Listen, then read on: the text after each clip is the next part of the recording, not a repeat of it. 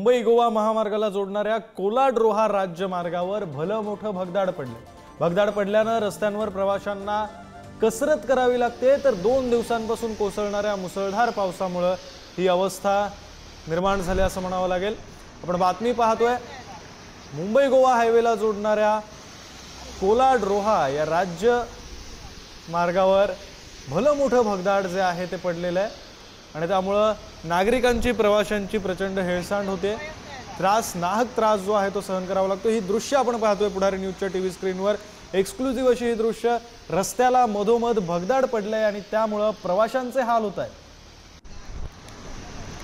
आपण हे दृश्य पाहतोय, रस्त्याला मधोमध भलं मोठं भगदाड पडले आणि त्यामुळे प्रवाशांचे हाल होत आहेत। खरं तर रात्रीच्या वेळी इथून प्रवास करत असताना अपघात घडू शकतो आणि तशी शक्यता नाकारता येत नाहीये। त्यामुळे हे भगदाड जे आहे ते अतिशय, या भगदाडाकडे अतिशय गंभीररित्या पाहिलं पाहिजे। अतिशय मोठा असं हे भगदाड आणि यामुळे प्रवाशांचे, नागरिकांचे हाल होत आहेत। खरं तर मुंबई गोवा महामार्गाला जोडणारा हा राज्य मार्ग आहे आणि या राज्य मार्गावर भलं मोठं भगदाड पडलंय, प्रवाशांचे हाल होत आहेत।